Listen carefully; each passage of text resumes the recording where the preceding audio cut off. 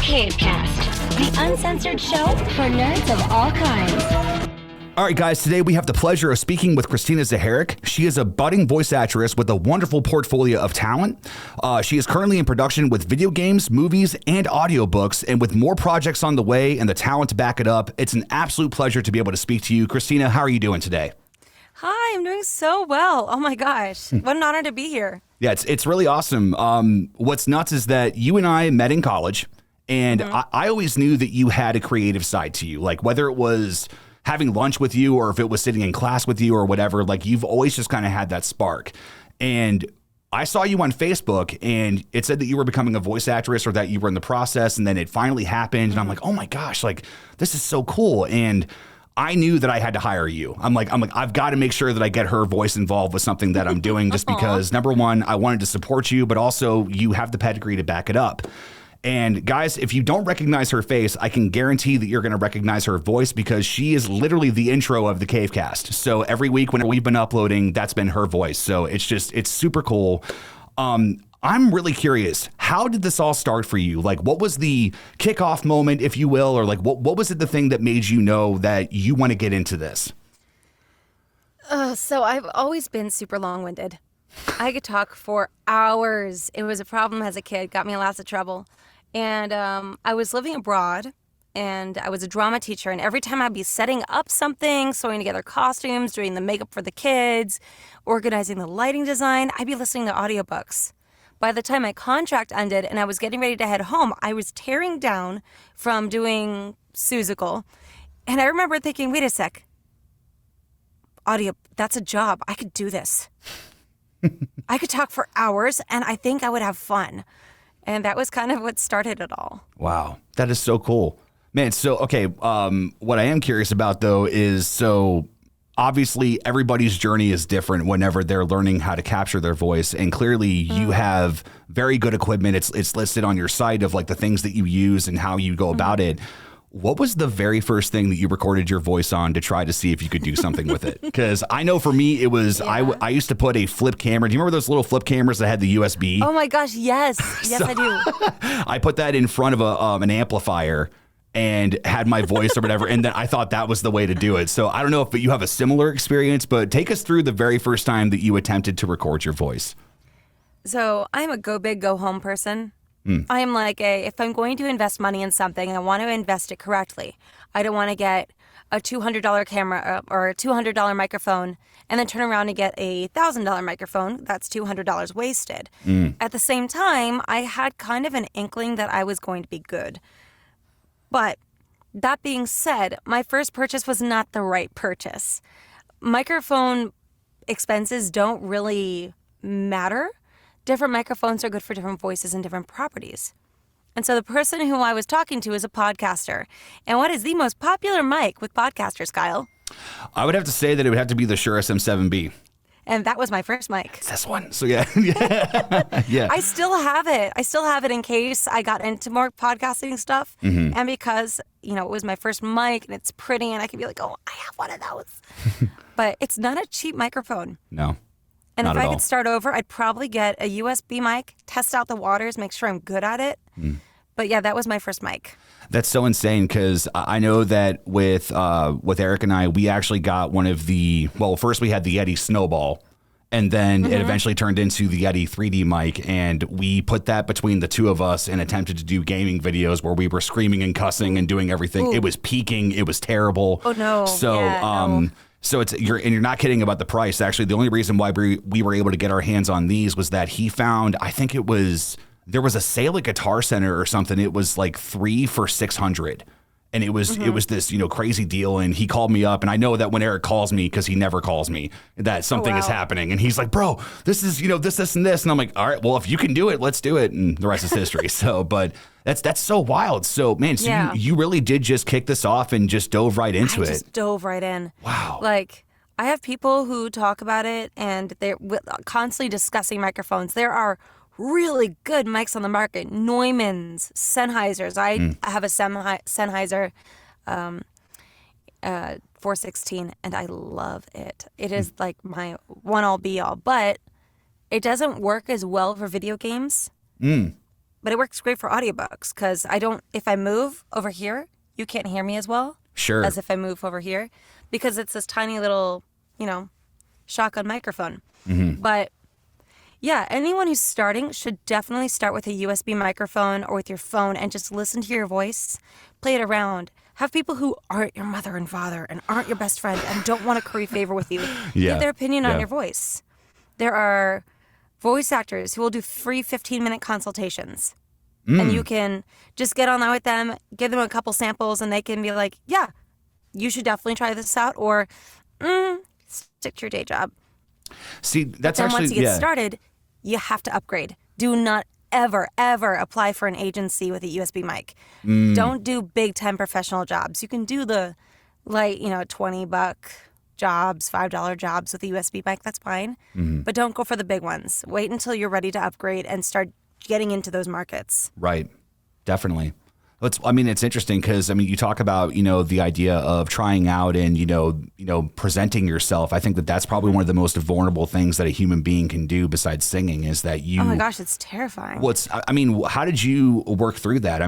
Because I think you've always been comfortable on stage. Like you've sang, you've played guitar, you've done different things. But was that ever different for you when you were approaching doing voice acting? Because I'm wondering if it was the same kind of jitters or was it worse? How did that go? I have absolutely the jitters. So I'd like to say I'm slightly masochistic. I have absolute stage fright. I have camera fright. I have microphone fright. And that's why I do it, because it's a huge adrenaline rush as soon as I hit record. But I was always mocked when I was young for my voice. I couldn't sing on tune. Yeah. I remember someone once, she lost her voice because she was yelling too much. And she's like, Kristyna, I sound just like you. I sound like a smoking grandma. Oh, my God. I was like, is that what I sound like? Oh, my God. And now there's a term for it. It's called textured. So I have a textured voice, like Scarlett Johansson. And that's very sought out now. And I don't have to try. I just have to speak.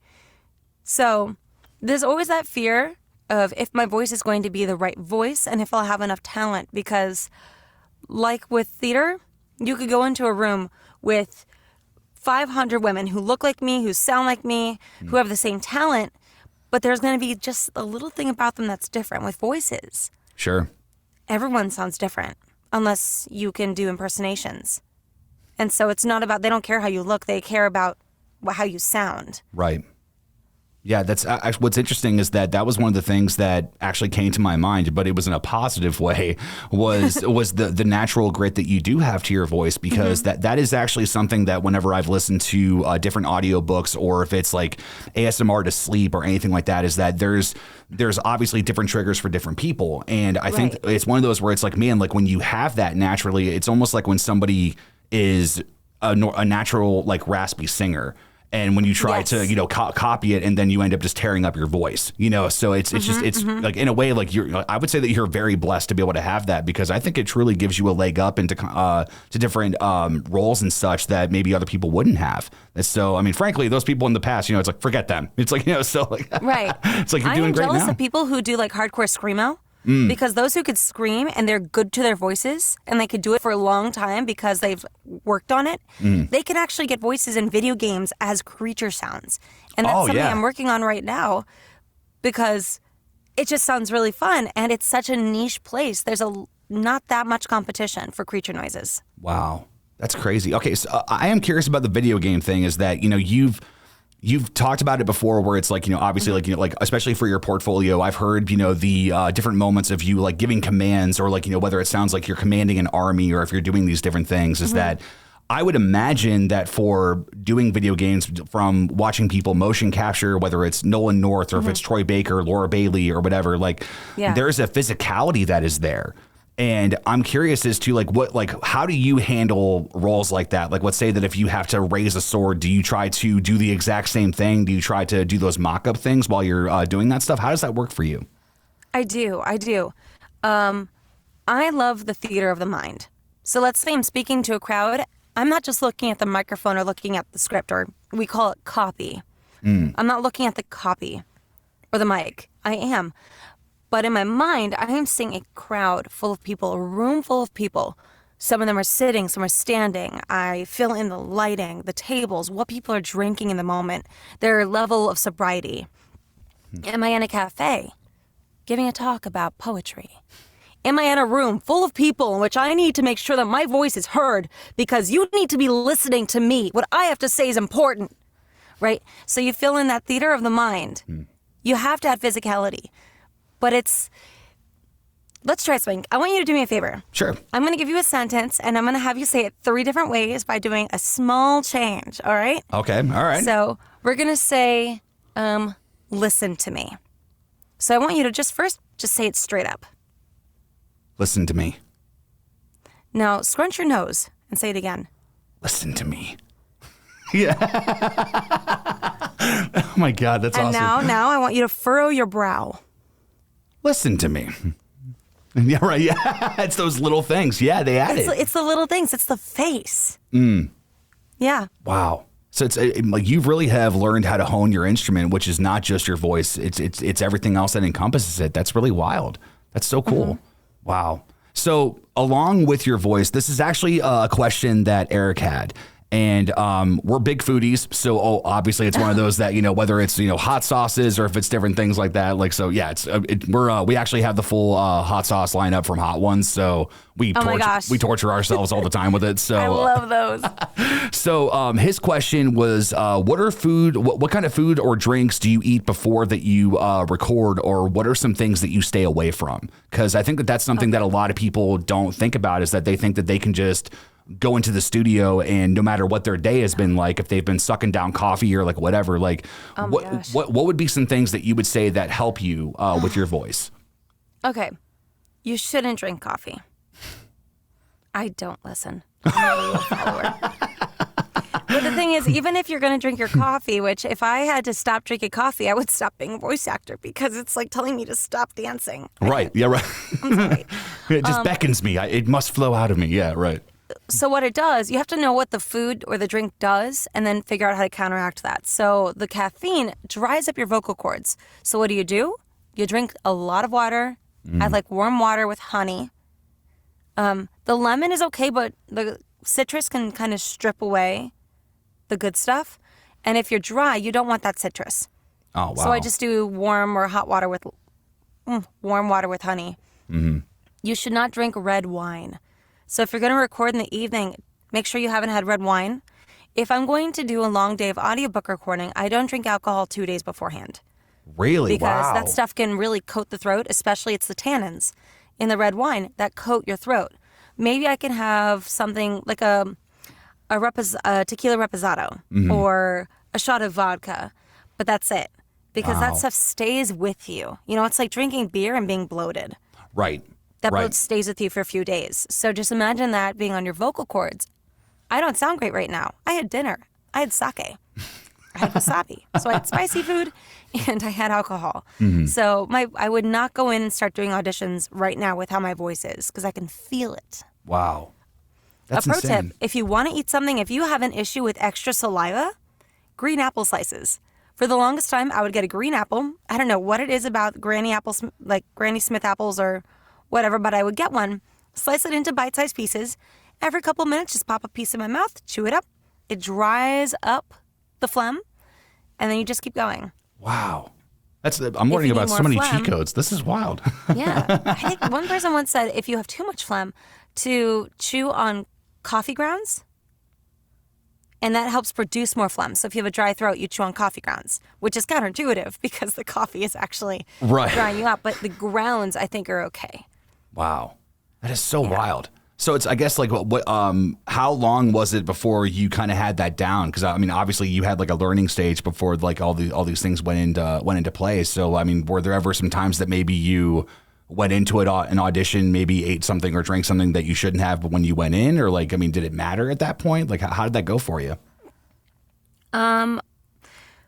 It was really just noticing how I felt, really. And then I would take classes. I would take workshops like crazy, sucking up all the good information. And those are some pro tips I learned, and I tried them out, and they worked. So you kind of figure out what works for you. That's awesome. So as far as your scheduling throughout the week, because I know that when you and I talked and we were talking about doing this, was that you're like, hey, this specific day is good for me and everything. So clearly you do have a structure with how you're doing everything. And one of the questions that just burns in my mind so much when I think about somebody that is pursuing something like creative art full time is, what does your week look like? I mean, just because I know there's some people that do, for instance, Mick Gordon, who's a producer, he does what's called blocking. So it's like he does the whole 2 hours of consistent work, no interruptions with like a half-hour break, or, and then like he takes an hour for lunch. Like, right. What does your week look like? Or is it, you have one specific day off, or you have a couple, or like, how do you manage your time? So everybody, you better listen up. Don't quit your day job. Don't quit your day job. I still have a day job, evening job. I work because a lot of the auditions come in during the morning when my agent is in office. So I work evenings at a restaurant as a server, but mostly now as a bartender. That pays for my apartment. That pays for my workshops. And then as I get more and more jobs, I'll start taking more time off as needed. But as of right now, I am a full-time in the restaurant because it's like a long game. So I have Sunday and Mondays off from work. But I don't come in the studio on weekends. So Monday is my big studio day because you have to have a weekend. Yeah. So what I do is, since I typically work like 4 to maybe 11, I'll record before 4. I'll wake up in the morning, I'll drink my coffee, and then I'll drink a ton of water. Especially the night before, you drink a lot of water. Mm-hmm. I'll have my meals, do my reading, just ease into the day. Step into the booth by no later than 10:30. Mm-hmm. And then I look for auditions. I'm on like V123 or voices.com. You know, pay to plays are important. I'm more careful with voices right now, but because there's all that stuff with AI and text-to-speech, but we'll talk about that later. Right. Yeah. But I'll get on those, and if there's something on 123 that says I could submit a previous audition or a recorded demo piece or a similar project, I just submit one of my demos. I don't submit one of the ones that I need to do a custom audition if my voice isn't warmed up. But I'll use voices to actually do warm-ups for auditions because those I can audition to everything and it doesn't hurt me at all. Right. So I just do practice readings. On Fridays, I have a partner who she and I are accountability friends. And we'll get online and for about 45 minutes to an hour, just talk about our weeks, set some goals for the following week, be encouraging, talk about our wins, our struggles. So it's a very flexible schedule, but Mondays I don't have to go into the restaurant because it's closed. Wow. So this is my studio day. That's really wild. I mean, because I love the way that you said that too, is that, you have to keep your weekend. And I think that that's something that a lot of people lose is, I mean, I know that I've had my times where I've done nothing but just work 24/7. Like if I'm awake, I am grinding, I am doing my thing, partially because I do love it, but also we have, a quota to keep. There's so many videos that we're pumping out on one channel, working on another. But that's really beautiful because I think that when you don't allow yourself time to rest, I mean, especially as somebody who uses their voice as their instrument, I mean, you've got to take that time off. I mean, it's especially if you're to do vocal rest. Right. And it's absolutely. Now, would you say that more so, what tires you out more as far as your voice? Would you say an audiobook would tire you out more, or would a video game tire you out? Nope. Audiobooks, or if I'm doing a video game character that involves screaming. I had an audition recently. I didn't get the job, but in the audition, it was a callback, and the guy was helping me to get into the character, really ramping me up, and I was screaming into my microphone, and when I was done, I sat back, and I had all this mucus coating my vocal cords because it was like traumatized. And after I did that, I was like, I don't like that. You have to learn how to take care of it. With audiobooks, talking constantly, changing characters, finding the continuities so that if one character sounds like this, the same character has to sound like this. Right. Right? You have to have the continuity between characters. So they're both different levels of exhausting. One takes more emotional energy. The other one is just longer winded. I know voice actors who spend 4 hours in their studio just doing audiobooks.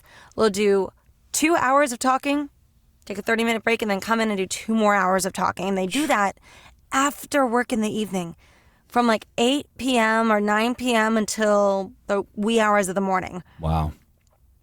I haven't got to the point where I can do that yet. But they're both equally exhausting in different ways. Sure. I mean, I imagine that it's very much about pacing yourself. I mean, have you made decisions before with certain projects where you've looked at it and went, man, like, I'm just not going to have the gas to get through this, or with different things, how they're scheduled? I mean, how much of that comes into play? Like, if you know that if you've got a video game you got to do on Friday, and then Tuesday is an audiobook day, and then you got to do another video game, like, is that like, can that become too much? Or like, I mean, how do you manage the projects in that way?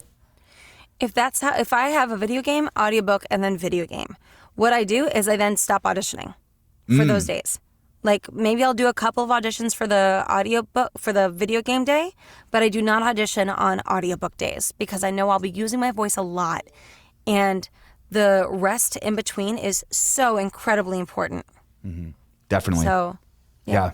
So now I am curious because I know that I've got my list of voice actors that I've looked up to, and obviously I love The Last of Us. So Troy Baker is somebody that I am gosh, yes. So again, I'm not going to go on a huge Last of Us thing because this will become a Last of Us podcast if I go that route. So, but well deserved. Yeah, it's right, and it's because I have a very soft spot in my heart for part 2 as well. I love the story that they told throughout the entire thing, and for me, Joel is one of the best characters, if not the best character out of the entire story, and Troy is somebody I definitely look up to, and I not only as a voice actor but also as a person. And it's like, wow, this is somebody that really cares about this material, and I know that's something that I hold very close to my heart. So I'm curious, as far as voiceover artists or actresses or whatever, who are some people that you've held very close to your heart that you just look up to? Okay, so I had to write this down because I'm in a voice actor community with some of the top people in the industry, and they are so encouraging. Honestly, it is one of the most encouraging industries that you can be in because everyone is rooting for you. Everyone wants you to win. It's not like going into a casting site where everybody is, fighting against you. There's so many jobs, but it's really saturated. Anyway, the people who are... Some of my favorites are Gina Scarpa is the first name I'm going to drop. She was my first bigger name voiceover coach. And we would meet. She has a group called Positively Voiceover. Anyone who's looking to get started, I recommend her. She's great for when you're beginning. She's great for when you're continuing. She helps give you foundations. She is so sweet. She'll meet with you when you need her. She's always available. She's getting busier now because she just signed on with a great manager, and her agency is like giving her constant work. She's so busy, but she is one of the greatest, one of the most talented voices of our time right now. Wow. Tish Hicks has the VO Dojo based out of Los Angeles, and she is amazing. She does, she has people in the VO Dojo, Catherine Campion, who are voices of car commercials and like the big names. Yeah. And they're so knowledgeable, constantly throwing out workshops that are available for you. So you can, I look up to them so much. And then another one who comes to mind is Paul Liberti, who is one of the sweetest people I've ever met. He is encouragement embodied in a human persona. I did a video game workshop with him, and while we were talking, he's like, I think your voice would be great for this one audiobook that I'm doing. It's a short story, 5 minutes. We'll talk after class. And I got a job with him after class. Oh, that's so cool. But he's just such a sweet person. Anyone who gets to work with him is great. Yeah. I could throw out other names, Bob Bergen, J. Michael Collins. There are so many incredible people, but it would take up way too much time. I think it's really impressive that, because I mean, it's so weird because with how Hollywood is, it seems like it's such a different, just like pool of people to be in. Because I mean, that's again, like how you said it, that people aren't trying to fight to be the best of like, no, let me knock this person down or say this to, get them out of the room or whatever. It's just, that's, to me, we actually just talked about this with Lee last week, was that, he was talking about it from the perspective of reactors, but it's like, man, like this community, and I think every community of creative art just needs that positivity. It is so important. And it's just, it's like if everybody's going to want to come together to take, this intangible thing that is an idea that we love, and that ultimately is something that we can look back on and enjoy it. Shouldn't we enjoy the process along with it? I mean, that's so cool. I mean, it really blows my mind, and it makes me feel good about that because, whenever if I do hire you again or if I hire other people, it's knowing that at least, it's not going to be like if I choose somebody that it's going to be a problem. It's more so know who fit this the best way and who was built up to get here. Right. And that's so good. That's so awesome. It's really good. Yeah. I recently did an audition and they got me the callback, and there were like 3 levels of callbacks. And during our interview, he basically said it's down to me and this one other person. So I had to do one more recording, and then they asked for one more tweak, and I sent in another, and at the end of it, I didn't get it. But it wasn't lack of talent or because I just didn't fit it was because my voice just wasn't the right age. Mm-hmm. But that's just what it comes down to. It really is. It's about how you sound. It's about the talent that you have. But it's so supportive because everyone wants you to win. Mm. Definitely. That's a very different thing to hang on to rather than, other forms of art. So I guess that's just, man, it's like that makes me want to get more involved in everything. However, the other side of art here is, and I'm really curious about this because Mad River. I don't know much about this. I've seen the cover of the book. You mentioned it a couple of times when we were talking through Messenger. And is this the project that is the AI project? No. Okay. That one is called the very special show. Okay. Which I'll really quick on both of those. A very special show. I play I think she's 6 years old, 9 years old. I play this little girl named Abby, and she's just the snarkiest person in the whole room. And she's the one who people just ignore her. And she said, "Did you forget that I was here? Of course you forgot I was here. I'm the youngest one. Nobody cares what I do. I'm going to just sit here and keep watching Alien TV then." So that's so like good. She's so delightful. I didn't audition for her, but when I got her, I was like, "Oh, I love this character." And it's such a great cast. Mad River is an on-screen, not a voiceover. So the guy who wrote, I know there's the writers, and I am so supportive right now of the writers' strike and the SAG strike. Same. Yeah. Like, definitely. I stand with them. And everyone who respects art should. But this guy, he wrote the book, and then he wrote the script, and he's been an actor for 16 years and came back and was like, "I want to turn my book into a movie." And so he's also acting the lead role. And it is one of the most emotionally challenging roles that I've ever had to play. Wow. It's about a young man, well, not too young, but it's a man about my age who works a second shift custodial work at a school. And one day this new teacher starts working there, and he thinks she's super pretty and he wants to get to know her, but he's scared. He's not really all there. And so he's talking to his dad, and his dad suggests that he get to know her without it compromising him. And so he starts by going into her school files to find out if she's married, finds out where she lives, and so it begins a bunch of series of unfortunate stalking events. Wow. But when I read this script, I was glued to my screen. I had to pour 3 bottles of wine reading it. I couldn't even look away. I spilled some wine while I was pouring in my glass. But I held my breath. I laughed. I cried. And as soon as I finished it, I was like, oh, wait. Okay, no, that does make sense. What just happened? So the ending is incredible, and it's definitely a challenging role to play. Wow. So it's now, as far as shooting days and such, what kind of a shooting schedule are you on for that? I total have 6 days of shooting. Okay. I did last weekend, and then this next weekend I'm doing Saturday, Sunday. After that, Saturday, Sunday, and then the following Tuesday. Wow. And so I'm curious, obviously, without divulging too much from the movie, because I don't want to spoil it for anybody, because even for myself, too, is that I have this curiosity that I need quenched when it does happen, not only because a friend is in it, but also because if you're that passionate about script, I mean, I know that you don't take things lightly, and that it's you have a true passion for story. And I guess my question is, for your character, what was one of the main things that drew you to this character, and you were like, I have to play this, I have to do this? I saw a lot of me in Rachel. She's very, and I'm not going to say these to flip myself up, she's very sweet. She doesn't look at someone for how they appear. She sees the person beneath. She sticks to herself. She's a primary school teacher. I did that for 8 years. Oh, wow. she has these real reactions to scenes. I'll get to express emotions like joy and surprise, but fear and disgust and terror. It's not a movie for everyone. It is the first role where I'm going to actually have to put a disclaimer to say, hey guys, disclaimer, my character says the F-bomb like 5 times. Right. But it's in the same 30 seconds of screen in which she is absolutely terrified and is the only way to enhance what she is trying to explain to the other character that she's talking to. Yeah. There's also some not word of life friendly scenes in the film. Yeah. So if you went to Word of Life and you are very Word of Lifey, don't watch this movie.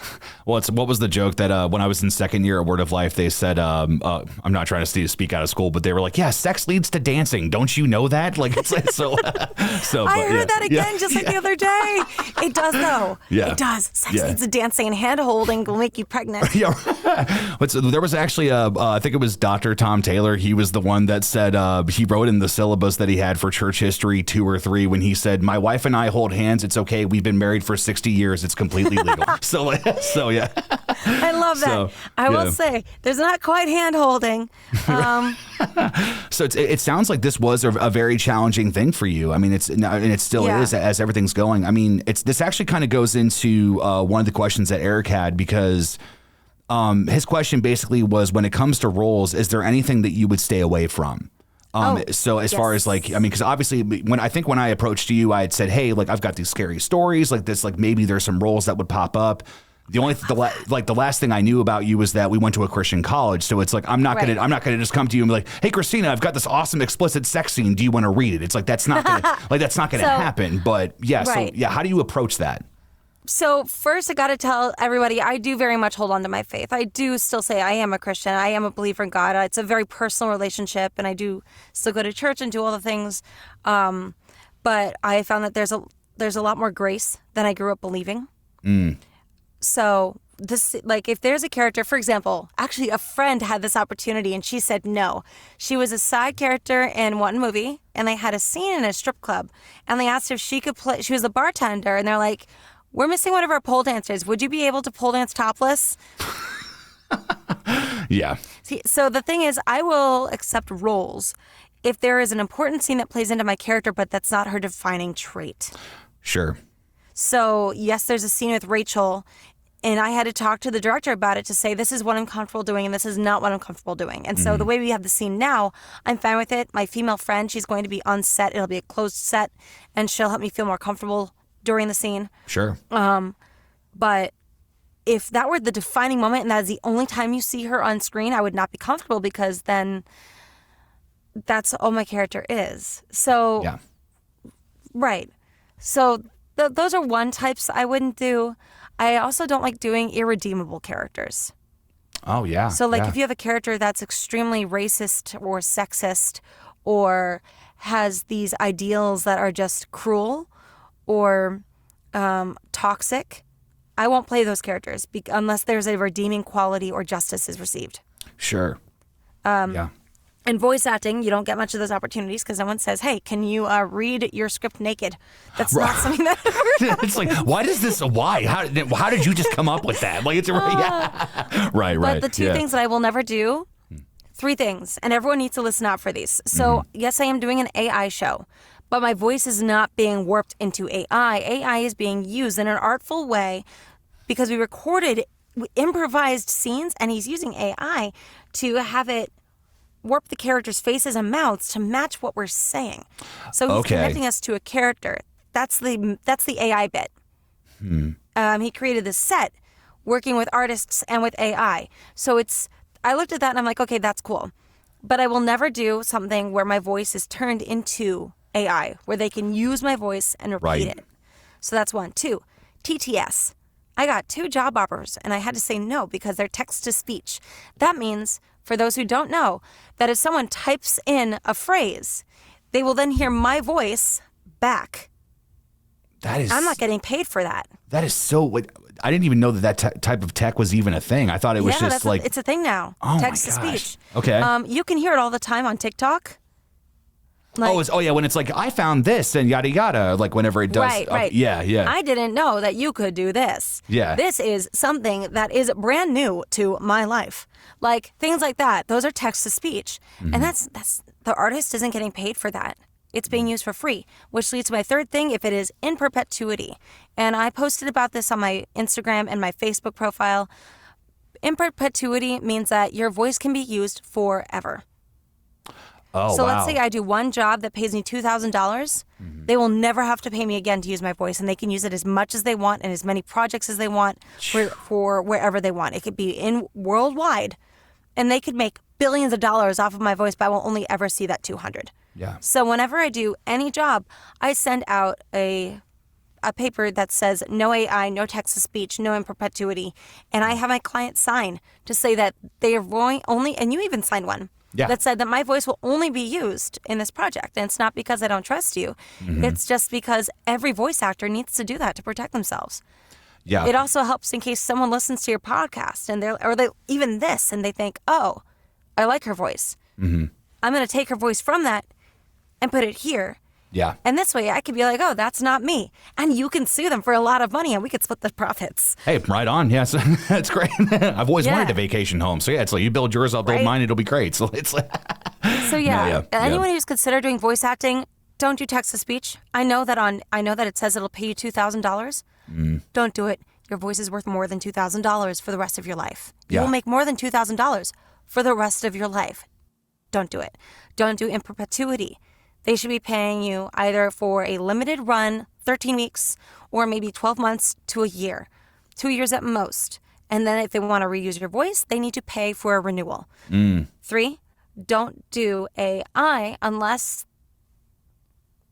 it's done in a way that's artful and which they're paying everybody for the use during that project. I'm getting paid per episode. He won't be using my voice outside of that. Yeah.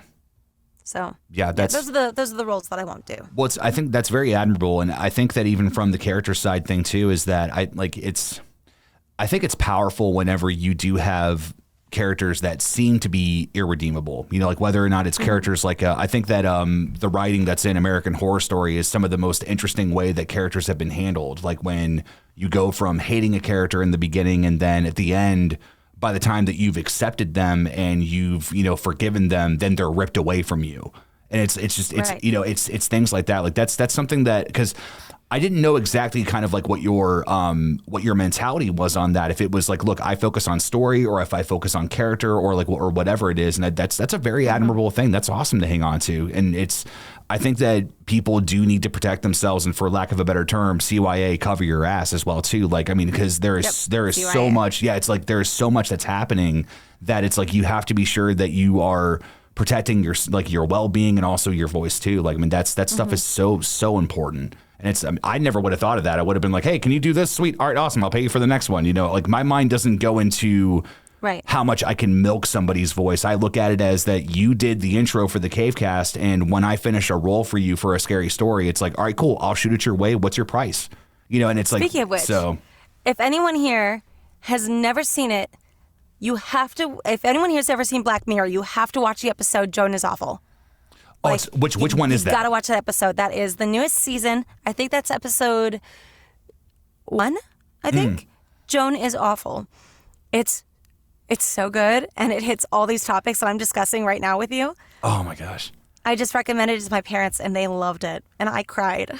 It's so good. I got to watch the first few seasons of Black Mirror, and I fell in love. I was like, man, like this is such a different type of show, and it was like that Twilight Zone thing where each one is its own contained story, and not all of them have happy endings, not all of them have the resolve, but some of them do, and it's like. I kind of felt like every time that you watch one, you put a notch in your belt, and you're like, I made it through that one. That was good. So there are some episodes that's just like skip it, but no, this is a good one. Yeah, it's especially the black and white one. I thought that one was going to be a little cooler than what it ended up being with the droids that like shoot stuff. I was like, oh, this is going to be wild. And by the end, I was like, I could have had that hour of my life back, and it wouldn't have been that big of a deal. So what I usually do is I go online and I look it up for this season, episodes worst to best, and that's the order in which I watch them. Oh, that way wow. I can always know the next episode's going to be better than the previous. Wow. So you don't follow kind of chronologically. You follow the rating of things. That's so cool. Yes. Wow. Yep. That's awesome, man. All right. So what I am curious about is you did talk about something before we got started, and I think this is really important. This may end up becoming a clip on the Cavecast, but red flags and green flags when it comes to auditioning and just like, all that. Like, take me through that like in explicit detail. If somebody is searching on YouTube, whether they know who either of us are or not, clearly you have the pedigree to be able to speak on this because you've experienced it. So what are some red flags and green flags when it comes to auditioning? Just lay it on me. I'm going to start by saying I used to be a walking red flag, or a talking red flag. I did these. And you don't want to do these. So 1, don't make your own demo. I made my first demo. I had it recorded with my very first coach, and I was so proud of it, and it will never see the light of day. I don't know how, but it got me one agent. Oh my God. But like, I'm not signed with them. I'm freelancing with them. She was like, okay, so this is not a great demo, but I can kind of hear your talent in it, so I'm going to give you a tester. So I've been receiving auditions, but I haven't booked any with them. But I'm not signed with them. So I'm signed with a new one, but don't make your own demo. 2, just because you're talented doesn't mean you'll be good at it. Don't think that simply because you have a nice voice or because you can do impressions that you could do this. Yes, there's the announcer voice of, I'm going to be getting on here and telling you exactly what you need to buy. But no one wants that now. They want what's called like the real people, the conversational voice, how I'm talking to you right now. Hi, guys, this is what you want to buy, and this is why you want to buy it.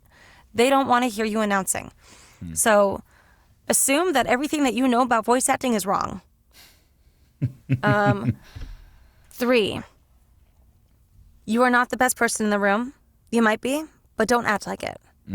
Nobody wants one of those. I met this guy the other day at karaoke who, in a nutshell, told me that it was not fair that he wasn't discovered yet because he knows that he's talented. And when I said, you should take some workshops and classes, he's like, why would I spend money when I know that I'm already perfect for it? Next red flag. He used You're the not P learning. word. The P word. Huh? He used the P word. He's perfect. He's perfect. Oh my God. I am still taking classes. Some of the biggest names I know still take classes. Yeah. Tish Hicks at the VO Dojo has a group of people that she, like top name people that she meets with, I think, once a week, and they just read copy with each other, and then they give each other feedback, and they make each other better. It's like working out. Even bodybuilders still go to the gym and watch what they eat, even if they've gotten there. Right. Getting there is part of the journey, but then once you're there, you got to stay there. You got to keep your game fresh. So someone who isn't taking workshops, they aren't taking classes, they aren't listening to podcasts, they aren't learning or growing because they don't want to invest in it.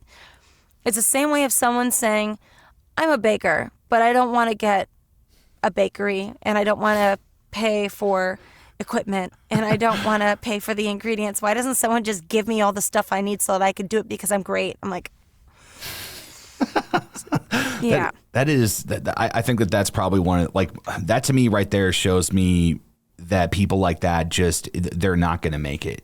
Right. I think that in a way I'm thankful, and it makes me hope that they never do, because that's not how it should be. It should be a dedication. It should be something that you do want to form for yourself and that you want to become better. That shocks me that that's just not a process that people have in their minds. That's just, and again, the P word, like, nah, like you are, trust me, like whether you believe in a God or not, you are not perfect. Like, trust me, that is not how it goes. Like, so. Absolutely. Yeah. So those are the ones that are easier to make, but you got to be a certain proud mindset to do that. The ones that are simple to make, and you don't have to be proud to do it. They're just things that people will do. Would be, I just have one on my mind. I just lost it. Would be saying, I could do anything. I can do, now I do, and we'll talk about it later. It was one of the questions about my versatility. Yes. But in the beginning, and I've talked to people who are like this, I can do all of it. I could do commercials, narration, e-learning, promotion, announcer, audiobooks, video games, animations, whatever you want, old, young, male, female, I could do it all. I'm like, no. It's like going into a cheesecake factory. I mean, it's palatable. It's enjoyable. But that menu is so big. I would rather go to a restaurant that has 5 things that they really excel at. Those are the top-notch restaurants. Those are the ones that you're paying big bucks for because they know what they're good at and they've worked on it. Don't be a Cheesecake Factory. I think that's Go to actually Cheesecake Factory. yeah. Cheesecake. Let's see, that's actually that's T-shirt worthy. Don't be a Cheesecake Factory. That's awesome. I'm not a Cheesecake Factory voice actor. Yeah, right. Yeah. So that's one that I would say that a lot of people tend to make, and I always warn them away from that. Some of the green flags, the positives, are being prepared. If you're going into an audition and people are going to see your face, like not even an audition, a workshop, dress for it. Yeah. I have seen people take workshops on their phone from their car, or they have backlighting and you can't see their face and they're one blank shadow. Oh God, no. Especially if there's a director or producer in that room, like a casting director, you want them to see you. You want them to know you. I dressed like this for a workshop, and I remember it was with 3 big agents, and all 3 of the agents were like, "Hey, Kristyna, right? You look really nice. Like, this is what I want to see when I come into an audition or an interview. Wow. You look the part." So how you look does kind of matter. So green flags, dress nice. Another green flag, learn how to follow direction. You don't want to be that person if they say, do it like this, and you do it the exact same way 3 times. So being able to follow direction is a green flag. And just having fun. They want you to be the right person. They want you. They don't go in there thinking, oh no, we're going to have to see this person in the callback. Here we go. No, they're like, okay, we're excited. They're there to get to know you. They know you're talented. They heard your audition and they liked it. So if you're in a callback, it's because they want to get to know who you are. Yeah. So be memorable. And That's awesome. don't tell anybody it's your first job. Even if it is. The fake it till you make it is so real in this industry that right from the get-go, if you go in there, don't go in being like, I'm hot stuff, but definitely do go in being like, I have a lot to offer and I'm going to be good. Yeah, I think that, again, it comes to that arrogance thing where it's especially the fake it till you make it thing is that I think I said this on the previous podcast, but it's that whole Rob Zombie mentality when he's like, I feel like my entire life was I could have gotten hit by that car. I just didn't.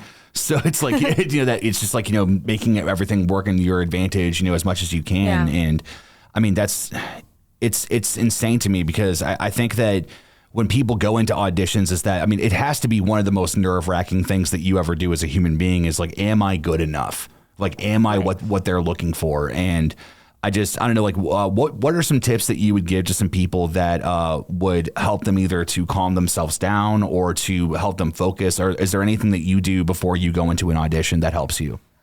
My favorite thing, and I live by this, audition as if it's yours and walk away as if it's not. Oh, wow. Before I go into the audition, it's my role. I already got it. They've already cast me for it. I'm just reminding them why. And then when you go, wipe it off your shoulders, forget it exists, and go to the next one and do the same thing over again. Yeah. Because if you keep thinking about it like, am I going to get it? I don't know. I'm super nervous. Then you're going to be working yourself into a fever. And then you're going to stress about it after. Yeah. Don't even think about it. If you assume you're not going to get it, then if you get it, you're surprised. Yeah. And if you think you're going to get it, but you don't, you'll be disappointed. And it helps you not be disappointed as much. Stretch it out. Breathe. Take some time to just be yourself before you get into the studio. And then when you get in the studio, find out what you love about it. I'm ADHD. My brain is constantly all over the place. High stress, high anxiety, but I get in here. And I remember the first time I dropped the flap of my studio and it has such low sound. My brain was like, can you hear that silence? Yeah. And something in me just aligned. So find your happy place within it. Put something in here that makes you happy. This is something that makes me happy. This goes on when I'm recording and it goes off when I'm not. Oh, wow. It's something that helps me jump into my character. Yeah. But I'm also just being me. So, yeah, find something about your studio or your space that makes you happy. Even if you're in a closet full of clothes and you don't have a buildup like this, that's fine. That's how most people start. Yeah. Do something to it. Bring in your favorite lamp. Put up a string light. Yeah. A little glowing unicorn. Something that makes you feel like, okay, I'm a voice actor right now. Yeah, it's time to go to work. It's time to make this happen, for sure. Yeah. And then one of my favorite people, she calls, it's like a failure chart. With every 10 rejections she gets, she gives herself a treat. So she can look forward to, she's like, oh, there's my 10th rejection. I get a slice of cake. That's how you emotionally deal with it. It's like, okay, all right, fine. Yeah. If you get the job, that's a reward. If you don't get the job, you're building up for a reward. Right. Yeah, that's.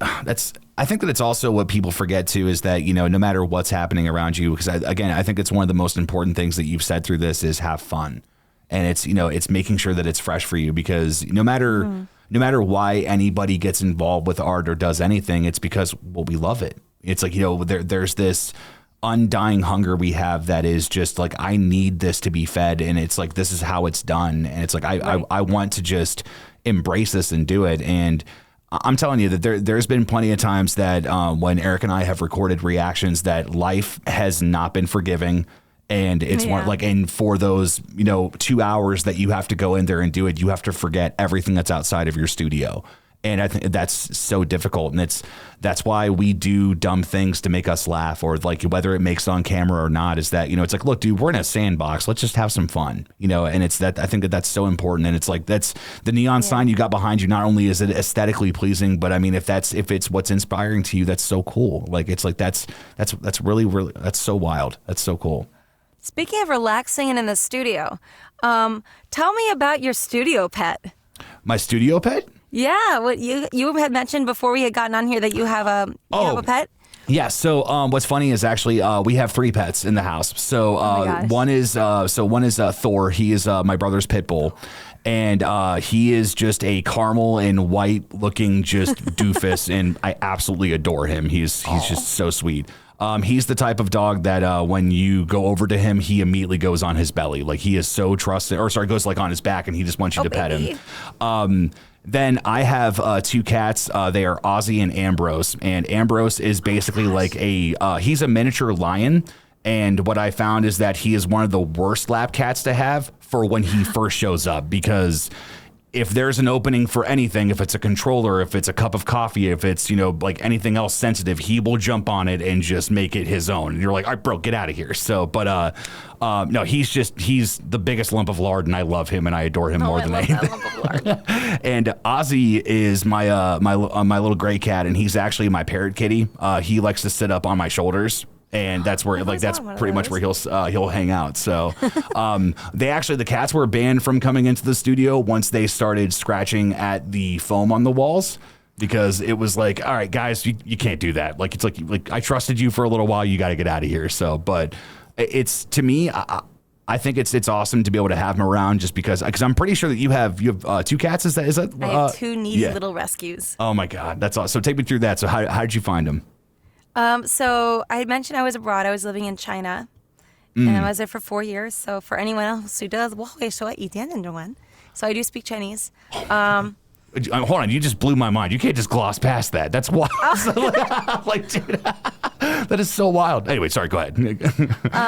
So I've lived abroad a lot, a couple different countries, speak a few languages. Anyway, so I was living in China, and my best friend said, I think I'm going to adopt a cat. Do you want to get one with me? I was like, you can adopt one. I will not, because it's expensive to bring them back. And it's a lot of heartache and a lot of stress. And I did that once before. I was in South Korea at the time, and I had rescued one. And then I got a second one because my friends couldn't. And it was a huge issue. Mm-hmm. I couldn't separate them, and I couldn't afford to bring them both. And I was like, no, unless there's a black kitten. I'm a sucker for dark-furred animals. Chocolate kittens, black kittens, spotted, tuxedo. Get me something with the darker fur. I love it. And about a week later, this little black kitten pops up, and she's like, hey, you want this one? And I visited her, and I was in love. She wouldn't come out from under the couch. She would hiss. She would scratch, and I wanted her. Has this little nick in her tail, so it does this. Oh, my God. No matter what she does. Stubby little legs. she's so beautiful. She has these like golden green eyes. Her name is Wednesday Addams. Oh, that's so fitting. That's awesome. And after I adopted her, she was terrified of life. So I reached out again. Does anyone know of any kittens that are just, they need attention all the time? They love people. They're noisy because they want you to to love on them, and they're needy and they trust people. Someone in like an hour away sent me a video and some pictures of this kitten sleeping on her head, on her chest, between her legs, under her arm, on her shoulder, on her neck. She was like, this kitten will not leave me alone. I was like, that's him. So when I got him, his name was Gremlin because of how he talks. But over the years, his name has gotten bigger. His name is Jasper Oliver Gremlin Chonks the First. That is awesome. Oh my gosh. Or Jasper for people who are friends. Man. He is violently lovable. He doesn't rub up against your leg. He throws his body against your legs. He's always hungry. He is a thick boy. And he is Wednesday's best friend, and they helped each other, so I brought them both back from China. Jasper is not allowed in the booth. When Jasper gets in the booth, he is being violent and throwing his body at my calves and meowing because he wants me to feed him. He's not allowed in here. Yeah. Wednesday, she'll come in and sometimes she'll jump on my lap, curl up in a ball, and just purr so loud I can't work. Oh my God, yeah. But on the right days, and she knows to do this, she'll come up, she'll curl up on the corner, right below the sign, and she'll purr for a minute, and then she'll just fall asleep. I'll be like, oh, I'm recording with a cat in the booth. See, that's being able to have that kind of peace with your animal, I think, is the best, because that's especially too, is that I know that through, I'm sure you can probably agree, is that, through the tough times of either trying to make things happen or whatever, where it's like our pets are so important and they're so special. And it's like, because there's been days where it's like, nah, dude, like if nothing else in this world loves me, at least I know for a fact that my dog or like my brother's dog is happy to see me, or like, like my cats, even if it's like, food oriented, where it's like, okay, get over here and let me hold you for a minute. Like, let me, have some therapy and get through this, essentially. Yep. But you could fail the audition, but at least your cat wants you. Yeah, right. Yes. Sometimes. See, it's actually Ozzy is the one that he wants affection all the time. Ambrose, his love is 110% conditional. So it's like, Jasper only loves me when I'm feeding him. Otherwise, he's peeing on my things. Oh my gosh, man. So, all right. What I am curious about is to semi-wrap everything up. You list yourself as being dangerously versatile. Take me through that. So I did not give myself this name. This was bestowed upon me by one of my coaches, Tom Aglio. And not in that phrasing. He said, you're versatile, but then at one point he was like, oh, you are dangerous. And how that kind of happened is we were reading different pieces of copy. There are fun, bright ones. There are serious ones. There are soft ones. There are exciting ones. There are, promotion, an announcer, a narrator. They all sound different. E-learning, they all have a different vibe. And he would just throw it at me. I'd read it for a second, and then I would say it. And he's like, that's exactly how I imagined it sounding. And so when it's the ability to take words off of a page. When you receive it, it's words. When you say it, it comes to life. Yeah. It's the difference between reading and saying. And it's taken a while, but I've gotten to the point where I could say that I am a sayer. I like to create a story with the words. I'm not good at everything. I'm really bad at a lot of things. But what I am good at, I've honed and I've practiced and I've rehearsed and I've workshopped so that I can be the best at what I know I can do. So when I say that I am dangerously versatile, it means that if you have an idea in your mind, I could probably tell you exactly what it is before you tell me what it is. That gets me so excited, because there's some bigger things that probably after the podcast I'll probably want to just put in your ear and put in some ideas for later, because there are some pretty compelling things and stories that I want to tell. And when I think of female roles, is that obviously, like, yes, I do have a lot of people in my life that are local. But when I think of a capability, I'm like, nah, like this is for Kristyna. Like, there's no, like, I would not trust anybody else with this, because even like and it's because even as something as simple as the Cavecast intro, because I remember with that it is such a simple thing to say. And you immediately were like, do you want a Skype call about this? Like, hey, let's talk about this. Like, do you want some different syllables done here? Like, do you want it said this way? Like, would you like an ABC of this? Like, like, how do you want this to go? Yep. And I looked at that and I'm like, if you're going to take this that seriously, which is just, all it is just an intro, like, that's not even the main meat of what's going on. It's the tune-up before the concert. It's like, that's the stuff that gets me super excited, is that it's something that, I know that actually, this is probably a really good question, is that with the directors that you have worked with, because it's stuff that I'm trying to take notes of with my personal projects that I want to do down the road.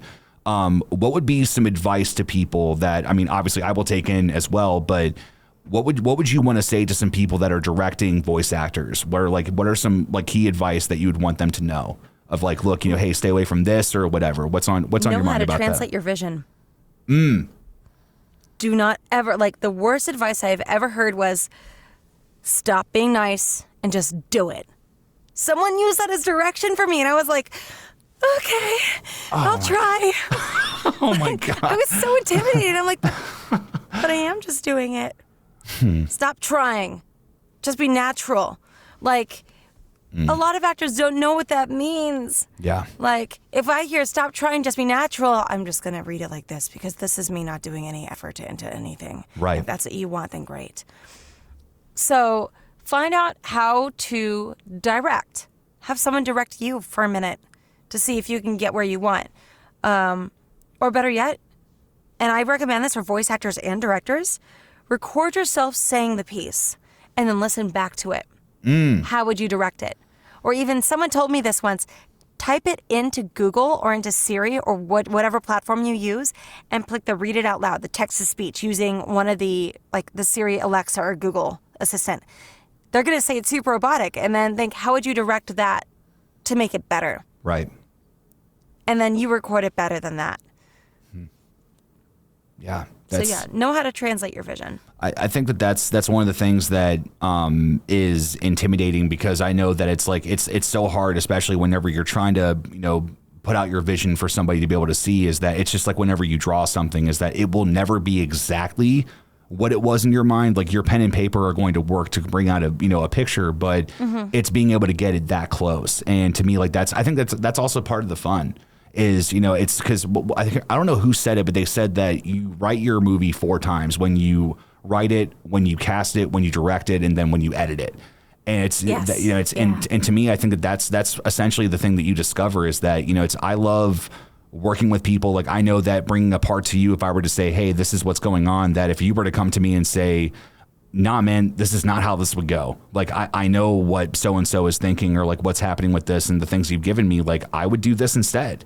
And that's the thing that I love, is when actors are able to not only perform a role properly, but they're able to input their role, and they're able to look at it and say, man, I care about this so much. I'm passionate about this, and this is what I want, to be able to show, So my favorite thing that I ever read, and I've said this a lot, my favorite thing, I have a lot of favorites. I love it's all things. good. Yeah. A director is a gardener, and the actors are the seeds. And every seed is going to grow into a different flower, or a different plant, but every seed needs something different.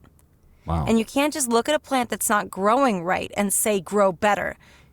You have to notice, is it missing water? Then specifically give it the water it needs. Does it need more sun? Put it closer to the light. Sure. Does it need more air? Find a place with an open window. Find specifically what it needs and help it grow. And it's not going to grow exactly how you think it's going to grow, but it is going to grow if you know how to feed it. Yeah. So I think every director needs to know, you are a gardener. So give us water, give us light, give us words of encouragement, and we will flourish. Wow. That's awesome. I think that's a proper way to end everything. So, Kristyna, obviously, I want to stick with you after the podcast is done, because I just got a couple of things I want to run by you. But sure, yeah, I have time. This has been absolutely fun. This is awesome. Thank you for donating your time and just having a conversation. And the way that I've tried to do it is in typical Hot Ones fashion. The floor is yours. You can give us any plugs that you have. What's going on? Tell us what's going on in your life. Just go ahead and end the show for us. What's going on? Well, if anyone wants to follow me on socials. My name is a unique spelling, but I'm pretty sure you spelled it in the description. It's also, if you're watching the podcast or listening, you could see it in the video on YouTube. by name spelling. So it's Kristyna Zaharek Official is what I am on Instagram or Facebook. So you can follow me there. You can follow up on the latest of what's going on with the SAG, union strikes, and any projects that are going on right now. Secrets Under Eco is a video game that'll be coming out sometime, I believe, in the winter. It's currently in the production phase of the engineer working and the designer figuring it all out, but that's all been voiced, and it's going to be so much fun. Look out for Mad River, the very special show. And then for anybody who plays House Flipper, when the Gold Edition comes out, watch for The Dentist. You might hear me. That's awesome.